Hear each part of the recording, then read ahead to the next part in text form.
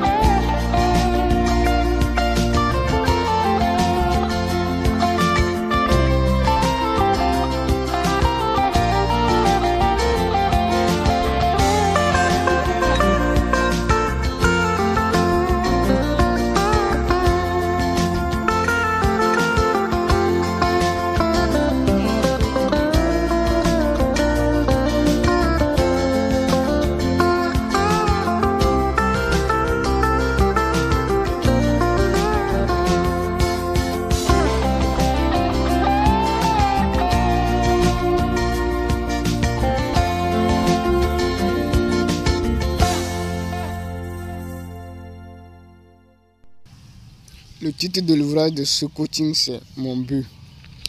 Mon but. Introduction. Je me rappelais toujours de cette phrase d'un vieux qui est ceci. La vie n'est pas un hasard, mais c'est de la volonté de Dieu et combinée de celle de l'être humain. Voilà le but de chaque être humain est résumé à ce qu'il veut à court terme ou à long terme. Mon oncle qui va au champ 6 jours sur 7, tandis que le père de mon ami va à l'école pour enseigner les apprenants durant la semaine. Chacun gagne sa vie en fonction de sa connaissance qui a été construite dans le passé en fonction du désir de chacun. C'est le but qui se manifeste en eux. Donc, dans leur jeunesse, le père de mon ami a voulu être enseignant. Donc, il a été à l'école et il s'est formé dans le métier d'enseignement. Et il enseigne toute sa vie. Il exerce ce métier et gagne de l'argent à la fin de chaque mois. Or, mon oncle s'est rendu dans le métier d'agriculture. Donc, chaque jour, il exécute les activités champêtres ou les activités agricoles pour produire un bien alimentaire et vendre et gagner sa vie. Donc, cela, leur but, chacun a son but quand il sort chaque matin qui constitue sa vie. 75% de sa vie, c'est que, à part aller visiter ses amis, ses nièces, tout ça là. Donc la vie se résume comme ça. Donc depuis l'enfance, je vois la vie des gens se résume comme ça. Moi-même, j'ai fait 9 mois d'études. L'année prochaine, on me dit que je monte la classe supérieure jusqu'à après mon cycle scolaire. Donc il faut que je rentre, je crée une autre vie. La recherche d'emploi, comment chercher de l'emploi, comment écrire une lettre de motivation, tout ça là, ou comment se lancer dans l'entrepreneuriat. Cela résume ma vie aujourd'hui. Donc c'est le but de chaque être humain qui devient sa vie à court terme ou à long terme. 1. Objectif. Quelle vie l'être humain veut mener ou veut vivre maintenant, puis dans le futur? Quelles sont ses chances à atteindre cette vie? L'être humain doit définir sa vie à l'aide des objectifs à court terme pour atteindre à son but à long terme. Le but de chaque être humain constitue presque l'ensemble de sa vie. Donc, quels sont vos buts? Quels buts? Quelles sont les ambitions qui vous animent? Donc, ce qui vous préoccupe devient automatiquement votre vie. Ça devient automatiquement votre vie. 2. Besoin. Le but de l'être humain demande quoi au juste? Avant de faire une chose, l'être humain doit se poser la question pour savoir l'impact de la chose sur son but.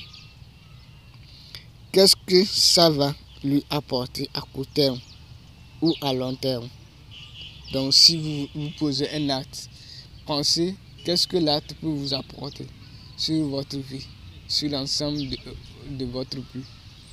Tout ça. Donc, tout ce qui existe dans la vie de l'être humain est une manifestation de l'être humain. Tout ce que l'être humain manifeste à chaque seconde que Dieu fait doit avoir une relation avec ce qu'il vise à court terme et à long terme. L'être humain doit être clair envers lui-même pour identifier ses besoins. Parfois, nous n'arrivons pas à identifier ce qui nous anime, nos besoins. Donc, vous devez penser, savoir qu'est-ce qui vous anime, quelles sont vos attentes, quels sont vos buts, qu'est-ce que vous voulez concrètement, pour pouvoir savoir quelles sont les attitudes que vous allez adopter pour pouvoir y arriver. Donc, l'être humain doit bien penser, savoir ce qu'il fait. 3. Relation. L'être humain doit savoir ce qu'il cherche au bout des doigts pour pouvoir créer des relations qui vont lui conduire à atteindre son but. Il doit cohabiter avec des personnes qui partagent la même vision que lui pour bénéficier des savoir-faire et des savoir-être du groupe. Donc, l'être humain ne se réalise pas seul, c'est toujours en communauté. Donc, Jean-Jacques Rousseau, c'est la vie commence en communauté. Donc, l'être humain devient l'être humain en communauté. C'est en communauté qu'il apprend. Donc, il doit créer des relations qui vont l'amener vers ce qu'il veut. Donc, il ne suffit pas d'aller. Donc, un étudiant qui se lance son projet dans l'université est bien différent à un apprenti qui se lance dans un atelier de formation. Donc, l'apprenti doit tisser l'amitié avec un apprenti pour bénéficier de ses savoirs. Et l'étudiant aussi doit tisser l'amitié pour pouvoir augmenter de jour en jour, pour pouvoir connaître. Donc, la relation aussi est importante. Il faut savoir tisser l'amitié. Il faut savoir aller vers l'inconnu, comment parler avec l'inconnu, tout ça, pour pouvoir atteindre votre but, pour pouvoir nourrir votre but. Donc, vous devez nourrir votre but avec des connaissances, des relations, tout ça. Avant d'être, vous devez connaître concrètement ce que vous voulez, ce que vous voulez. Vous devez être clair envers vous-même, honnête avec vous-même. 4. Environnement de connaissance. L'être humain doit créer un environnement de connaissance où il va apprendre. Par exemple, un apprenant peut utiliser le cinéma comme un environnement d'apprentissage de la langue française et créer un groupe de discussion pour favoriser la pratique de ce qu'il a appris. Donc, il faut créer un environnement de connaissance. Relation, c'est un environnement de connaissance. Les livres sont des environnements de connaissance. L'Internet, etc. Donc, l'être humain doit utiliser pour pouvoir réaliser ses œuvres, pour nourrir son but. 5. Croyances. Quelles sont les croyances de l'être humain? Les croyances peuvent être religieuses ou culturelles ou autre chose. L'être humain doit appliquer sa croyance dans toutes les choses qu'il veut, qu'il fait plutôt. Donc, dans tout ce qu'il fait, il doit appliquer sa croyance pour pouvoir être. Donc, la croyance aussi, ce sont des principes à appliquer qui amènent l'homme vers sa réussite, son bien-être. Donc, ou la culture, ça dépend du pays où là-haut l'être humain vient. Donc, vous devez utiliser vos croyances. Vous êtes musulman, animiste, chrétien, tout ça là. Donc, vos croyances ont un impact sur votre projet de vie. 6. Formation. L'être humain doit choisir une formation où il va mettre toute son énergie pour acquérir la compétence pour résoudre un problème pour la société dans laquelle il est appelé à vivre. Le but, c'est d'avoir en main une compétence clé pour servir durant sa carrière professionnelle et gagner sa vie. L'être humain doit manifester les objectifs de son but en suivant une logique. Donc, vous devez créer une logique dans votre vie.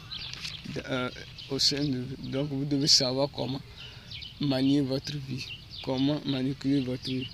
Qu'est-ce que faire? Qu'est-ce qui est interdit à vous? Donc, l'être humain doit savoir réaliser ses principes pour pouvoir réussir.